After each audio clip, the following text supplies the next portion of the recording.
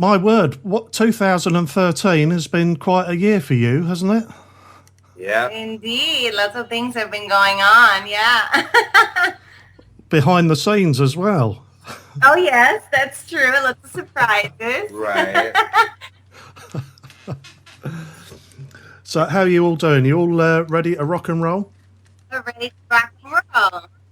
Well, thank you both for joining us. I'm here with the Dead Good, Sonny Lanegan and Isabella Knight. Welcome to the Classic Rock Show. Welcome to Big Rock 247, the new home of the Classic Rock Show. The Dead Good. How did that name first come about? How did you guys meet in the first place? Perhaps we should start off at the very beginning. Can we do that? We can. Yeah, go ahead. Well, I guess we first started out as a couple. I guess it was all the fault of Facebook. So yeah, we met. We started dating, and yeah. So I mean, I like his music, and so we thought, okay, let's do some tunes together. You know, we had some party nights at home, and we were listening to his old band White Pulp, and I started singing to it. And we just had fun with it. It was like, hey, why don't we do our own project? Right. And you guys have been together. You guys obviously share music tastes. You know what? Tell us about that and how that has brought about the sound of the Dead Good. And we're going to go on to talk about your EP, of course, in a moment. But how did you go about choosing your sound? Was it just talk us through that? Well, the thing is that, like Mark, I mean, in the past I was doing a lot of like electronic music. I was working with White Pulp, which was like this, let's say, industrial rock band. But I always wanted to do something different, something more rough, rock and roll. And since we both love the Kills, which they are like a huge thing for us, we're really excited about that band. So we were just like, hey, I have some tune down, so let's start writing some music together. And that was the idea, I mean, our music is different. We are heavier, I would say, and we still use a little bit of electronic, but that was the idea. So we had like this big love for the Kills, the Yes, My Bloody Valentine. It's another band that we really like, So we were just like, well, let's try to write something down, and here we are with the EP. Yeah. And the EP's called 13 Polaroids. Right. Yes. I mean, you guys like art, you guys like photography. Has that any way, shape or form come about how you chose the name? What's behind the name? We started, we were traveling a lot, we were just packing a car and we were driving to Vegas and driving through the Death Valley, and we were doing road trips down to Mexico, and so we always had our cameras with us, and each experience had like some creative output. It's like either songs were written on the road, or like we had certain adventures that then like crazy people that we met, that then ended up kind of like in our songs. And we just really love the old school Polaroids, Yeah. And 13 is more of a private thing because we actually started dating on the 13th. That's why I also have like a tattoo of the 13. But so Just yeah. sometimes, and I have none. So yeah, so 13 Polaroids came out of that because it's really for us, like everything is just a journey because we don't know where this is going. We didn't really have a point to start. It was just one day when we actually were on vacation at Big Bear and like in a little cozy cabin in the middle of the snow that we were like, he was starting to play some guitar. I'm like, fuck, that sounds awesome. What is it? And he was like, I don't know. I it up. I'm like, fuck yeah, I have some really cool lyrics to it. Let's do this. So, everything just happened. It was really spontaneous. Yeah. Yeah. And that's the thing. There's a lot of energy, raw energy in the EP. How many tracks have you got on that EP now? We have six songs on the EP. One is a cover. We had a bunch of more songs down, but this is like which we really in the end like decided to put on the EP. Right. We just to throw it out, and In the past, I did the opposite. I was just like, okay, let's do an album, let's find a distribution and blah, blah, blah. This time it was just like, let's release an EP for free with a chance of donation. We were just like, let's choose 5 songs, 5 original songs. And actually, the cover, it came out just because we really loved that song, I Put a Spell on You. At the beginning, I personally wasn't really sure. She was excited, like, more than me about it, She was like, well, let's do it. Let's put it in the EP. I'm like, well, I don't know, But then it came out a pretty cool cover, in my opinion. I really like it. So, yeah. It's a very unique cover. Congratulations. Thank you. It really sounds very, very special. It's got a really nice edge to it. Thank you. It's that bluesy wood that I really love. And then the special that he added, which I just love. I just think it's a cool idea to put the special inside that he did. So yeah, I guess. The EP itself, you mentioned that it was a free download, free release. Yeah. You did ask your fans, and I really want to talk about your fans. I'd like you to talk about the fans. You asked for donations, and what was the response from the fans to that? I mean, your fans came from obviously friends, associates in past music collaborations. What was the response from the guys out there? It was amazing. I mean, we have to say we were in Europe when we released the EP, and we're just sitting every day on the computer, and we just couldn't believe how, let's say, how it was rising, and it was a mind-blowing experience for us because we didn't expect that good of a response. I mean, we just put Bandcamp, and within the first week we peaked at rank 9. For a project that is so completely new and no one ever heard about it. Right. It was amazing. Just fans from all over the place, from Sweden, asking us hey, you guys are in Europe, are you coming to Sweden? People from the UK, from all over the place. We have some people in Brazil, in Peru, that are just that we're writing with, and they just really, really like the project, and I mean, we said we rather put some money from our pockets and make the EP, but at least we can spread it out and we can reach as many people as possible, And then in the end, I mean, luckily with the donations, we had already our, let's say, production costs covered. Yeah, that was pretty cool. It was amazing. Fans, thank you. These guys have been so generous and showing us so much love and support. We're so grateful for that. The cool thing, especially, was that it wasn't really friends. I mean, most of the time it happens with the fact you have your friends, so they're okay, I'm going to support them, but you don't really know what's going on. Because when your friends support you, you don't really know if they like you for real or just because they are your friends. So especially, I was so excited to see people that we never talked to.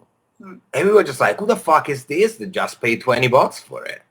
Or 25 or 6 songs, right? And that was great for us. I think that people understood that it was an honest project, that there weren't bullshit behind, and I think that helped. So plus we really didn't make this to make money, Yeah, if we can cover the cost like we did, that's really cool. But for us, it was just spread the word, give the EP around, give it out. When I was a kid, I used to have a demo tape with my band, and we used to go to all the town close by. And it was cool when you were being in the car of someone else and they were just oh man, I listened to your demo and whatever. You were just wow, man, that's cool. And I kind of lost that during the years. I was just oh, that's bullshit. I don't want to do it anymore. Instead, I think that right now it's the right way to go. And I'm really happy about what it came out. Congratulations. The recording itself, where did you go to record that? Or just tell us about the process itself. Okay, so we did most of the pre-production. We did it at home, so all the cheers. Cheers. You're drinking wine. You're drinking water. I'm not drinking. It's noon here, so. Well, yeah, but as you know, it doesn't really make. Afternoon, you can start drinking. Yeah, so we did the pre-production at home, but then we recorded everything in Los Angeles, and we literally recorded until the day before we left to Europe. And then we had a friend of his from Cappuccino Studios in Florence who did all the mix and master. Jack. Yeah, Jack, because Jack, he worked with Sonny on a couple of projects before, and so they already knew each other. They knew the vibe, you know, he knows what he likes, and they had a really good chemistry. And so I finally got to meet him when I went to in Florence to pick up the EP, and he was a really cool guy. Has an amazing studio, and he did an amazing job. So as far as the instrumentation, who was playing on the EP, who was picking up what as far as instruments were concerned? Well, the thing is, okay, the idea, like I told you, it was to have like a band. It's a duo. It's like the Kids. Even live, we're gonna be on stage as a duo. So I recorded the drums and I recorded the guitars. There's no bass. I had like, you know, I used some pedals, octave and stuff like that, some micro synthesizer for guitar, and she sang. And I was singing too. Yeah. But it was really easy, like drum and guitar, actually. Yeah, there are a couple of, let's say, parts that are a little bit more electronic, and I programmed that at home, of course. But we recorded live drums and guitars. As far as tracks, choosing tracks, it sounded when we began our conversation as though you had quite a few more songs written that have appeared on 13 Polaroids. So is there a chance of developing that into a full album, perhaps, in the future? Definitely planning on having the album. We're currently writing. We already have a few songs down. Some of the songs that maybe would have happened to be in the EP, we might publish them just on the side, just as a bonus track, just like in the middle. Because let's say some have a little bit more of a softer style. Some is more maybe almost like a mono version that it really would be worth it to fully record it. So we there are a few, two from the past, I think, that we really like are definitely going to be in the album. But yeah, we still have till the end of the year that we want to finish writing and recording for the album so that in 2014 we can start the year new with the full-length album. Right. Yeah. And living in LA as you do, that must be one heck of a vibe compared to, because you're both from, Isabella, you're from Germany, is that right, originally? Yes. Which part? I grew up close to Frankfurt, Ludwigshafen, Mannheim. It's more like in the southern part of Germany. And then I moved to Berlin before I came to LA. Yeah. And Sonny, you're from... I'm from Italy. Yeah. So 2 Europeans in LA. 2 Europeans in LA. And how is that different, the vibe in LA, than, say, here in Europe? I mean, the competition is huge. I mean, you really feel it. Everyone, it's very competitive, you know? I think as a European, it's sometimes maybe, let's say, weird to see that everyone has a little bit that scan of like, who are you? What are you doing? How can you help me? That's definitely a completely different vibe to Europe. I'm sure that, let's say, it's the right time for us to be here. Because it's just like the networking opportunities are so much better, and LA is not only movies, you know, there's so much music going on in LA, all different kind of styles, you know. The best DJs are right now in LA, you know. You see all the kind of like, you know, like rock stars hanging out like in public places that you go to here on the Sunset Strip, you know. There's so much music culture going on here that it's very, very inspiring. And the places to play are awesome. Yeah, right. There are lots of like cool venues, and like she said, I guess the chances that you have like to meet new people and interesting people every day, it's the biggest part for us of being here, you know. I mean, in my town, if I go in a pub, I probably meet my uncle. Yeah, I can meet Scott Wayland at the Viper. Like, hey, what's up, man? That's just...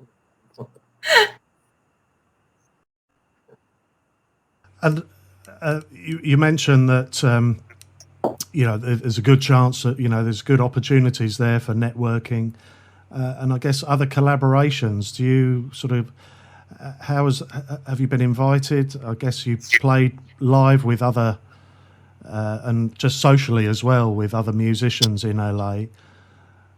What's that sort of experience like for you? For me, it was pretty cool. I mean, since I moved here, I've been playing like a lot of shows, like in town and not only in town. But I was involved with the Dark in the past, and then obviously I was having White Pulp. Plus, I play with other musicians, work in the studio with other musicians, especially for soundtrack. I'm still doing that. I'm working for some soundtrack for short movies or movies, and it was really cool. Like I was telling you, the atmosphere is completely different. More than 3 years here in LA, I don't know, in 7, 8, 9 in Europe, which I'm not saying that Europe is bad.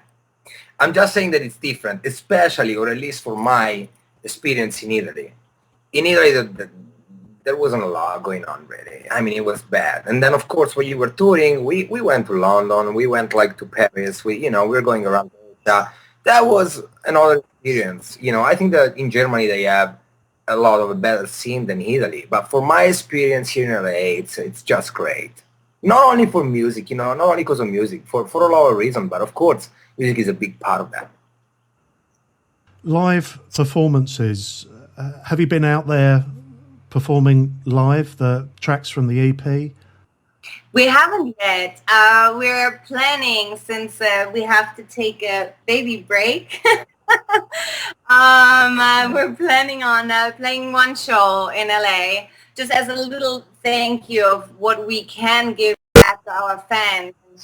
The ones that are in LA, everyone is welcome to come, and the ones who can, at least we can give them some live footage, some recording. We would love to play. I mean, we have so many offers actually right now that we could play, and we're just like, it's just impossible right now.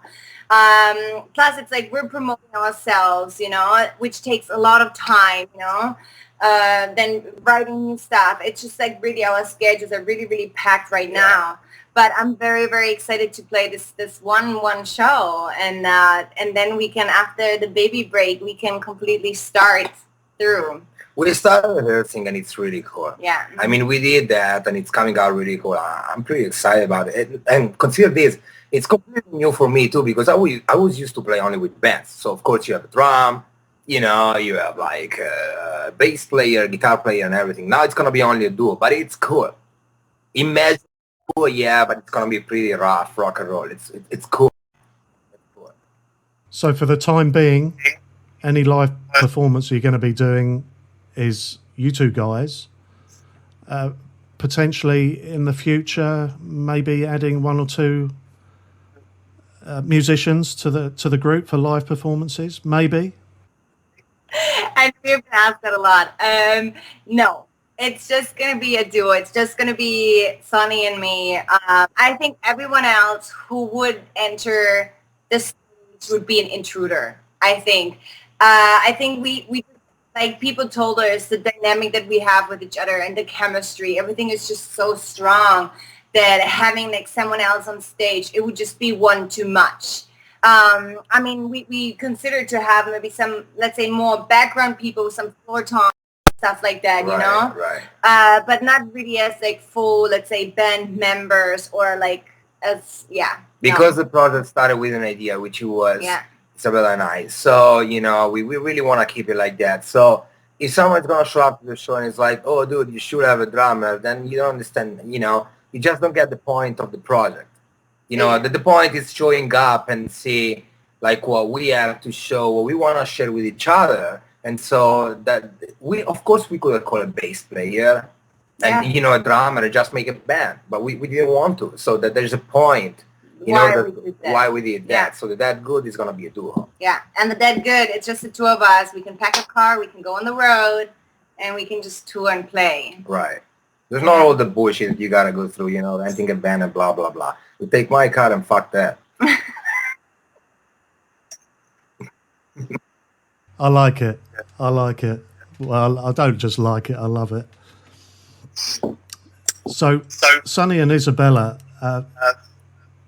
we've got obviously the impending arrival of a new addition to the Dead Good family. Right. Yes. When are we expecting then? When are you expecting? At the beginning of December. Yes, Beginning. we're about halftime now, so yeah, it's getting exciting. Yeah. Well, you're looking very well on it. It suits you. Thank you. She's amazing, man. Every day I'm just like, dude, you're fucking pregnant. Look at you. You're beautiful. You know, she gets better and better every day. She will tell us how she do that one day to all of us, right? We have our secrets. Yeah. Tell us about hobbies for you, Sonny, while you've been out in LA. What is it? Just music? What else do you get up to? Well, I love photography. Like I discovered that like actually being with it. I always liked photography, but I started to picture and and then I was like, okay, yeah, cool, maybe I can do it. But then I see that I really got into it. I love photography. Music takes a huge part of our day. So that's still like my main thing. But mostly it's music and photography. I didn't decide to be an actor yet. So I'll pass on that, bro. I meet a lot of them, but I'm just like, it's not for me. Yeah, between music and photography, it takes like really a lot of time, especially because we do everything. Yeah. So as you can imagine, you write music and then you promote yourself and then you do this, you do that. It's really hard. But he's an amazing photographer. I love his stuff. I want to have an exhibition one day, like a small gallery show with some of his stuff. She's like my muse, I take nude pictures, of course. Of yourself? I look at myself in front of the mirror. Do you remember the movie American Beauty? Like when he was all pumped up in front of the mirror, sometimes I do shit like that and then I take pictures. I do it. Isabella, your hobbies. I noticed, if I may, a picture on Facebook, I think it was. It would have been on Facebook, I'm quite sure, of you inking someone. Oh, yes. So you're a tattooist as well? Yeah. I'm a tattoo artist too, yeah. And I had yesterday and the day before two long sessions. I guess everything like that has to do with drawing and painting is really like for me like my outlet when I'm like when I'm angry or when I'm like it's for me just like a little vacation, like I can just be there and just paint and draw, and it's for me very like relaxing. So I really love doing that, and so this is also how I came to tattooing. So I do the tattoos. I have some paintings here in the house that I painted, and also we're painting the jackets. Yes, my jackets are that good. Yeah, I like to work with fabrics, and I got so excited because I bought myself a sewing machine. Yeah. So excited, man. You can't even imagine that. And I started cutting all the curtains and making pillows. Yeah. But see that that's a great thing because, for example, every jacket that we are selling to people for the that good, they're all customized. I mean, there's nothing that is the same, you know? And it's so cool. That's another thing that I think is special for the band, She does all of that. Sometimes I show up here and there and I do bullshit, but she does the big cool parties. Yeah, we do. Like the lettering is always the same on the back, mostly with some white color. Then mostly we add some studs, some spikes to make it all rock and roll. Right. Make it a little bit fucked up, some holes inside. And it's going good. Plus, I think it's a great chance to have, let's say that we can give something customized to our fans, let's say, that comes really straight from us, that, we can make a little bit money with it, that then will go in the album, in the next recording process, So, we have some more new stuff coming. Yeah. I'm very excited about. Super excited. That will be your baby grow range, will it? and baby line. Right.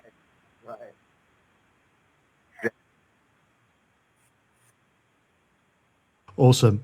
Right, we're coming to the end of our little chat. I really thank you for the opportunity you've given the Classic Rock Show on Big Rock 247 to speak with you guys and just learn a little bit more about Sonny and Isabella and the Dead Good.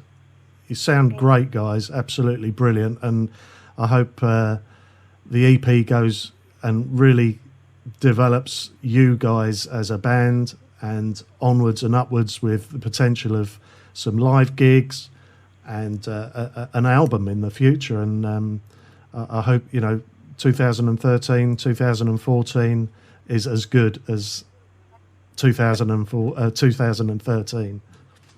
Actually, too. I've got just what we call the Fast Five. It's a little bit of fun. Just a few snapshot questions. Yes, you might well bite your nails. Be afraid. Be very afraid. Let me tell you. Okay, I'm going to start with an easy one. Your favourite club in LA? Where do you guys hang out the most? If you do go out and hang out. Used to. Well, used to. Okay, right. We used to, yeah. We're not really hanging out a lot right now. I mean, we're just going to events, but it used to be like Angels and Kings. It was a really cool club, cool bar, like in Hollywood. You could have shots and drinks and dance on the bar. Right, yeah. I was DJing all of that. It was a cool night. It was a pretty cool night.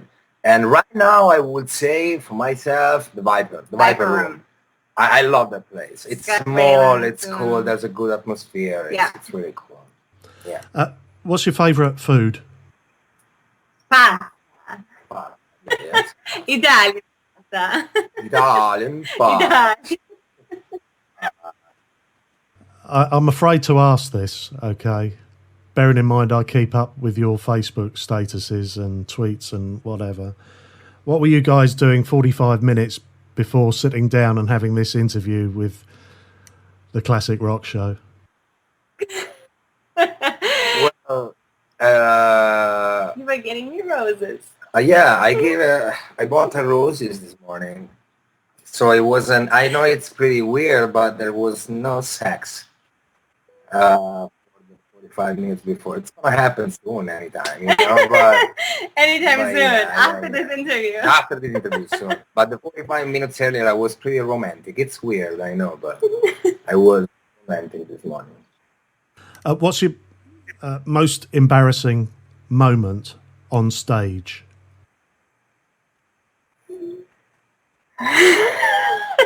Well, I mean, there were a lot, but the thing is that in the past I used to, let's say, party hard, especially before the show. So I can't focus and tell you exactly what was going on because I don't remember. I just know that there were some moment that was embarrassing. I mean, I can't even say that. I mean, Okay. You had to throw up, whatever. It was in another life. Dark memories. Dark memories, but it was one of those moments, I guess. Well, hopefully we won't have any. Yeah, it won't happen. No. It won't happen. It won't. I promise. I'll be good. And what are you guys listening to collectively or individually on your iPod?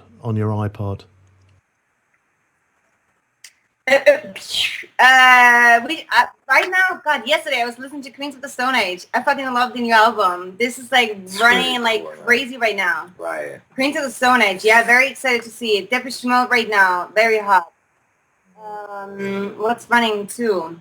The Kills always. Kids always. Yeah, also has a new great album too, really cool. Yeah, the Queens of the Stone Age one, it's one of my favorite, honestly. Yeah. It's really cool. I mean, I love the band anyway, but they're really cool, and the album is fantastic. So I would say that I keep listening a lot to 9 Inch Nails still. Yeah. I mean, it's always there. 9 Inch Nails, A Perfect Circle, Tool, Pussifer, really cool. We saw them at Coachella. It was really fun. Yeah. Nick Cave. I mean, PJ Harvey a lot. I love Isabella. She's Love her. magnificent, isn't she? I would love to. She's amazing. Okay. The Dead Good, Isabella and Sonny, thank you so much once again. Thanks for your time. We're going to close this out. Have you got anything to say for the rest of the boys and girls that are listening and watching to this interview? Thank you for all the support so far, guys, and we are very, very grateful for each and every one of you. Write us a message, and we hope we just have a great year and an even better 2014 with everyone. Exactly. Thank you ever so much. Thank you, Mark. Thank you. Okay.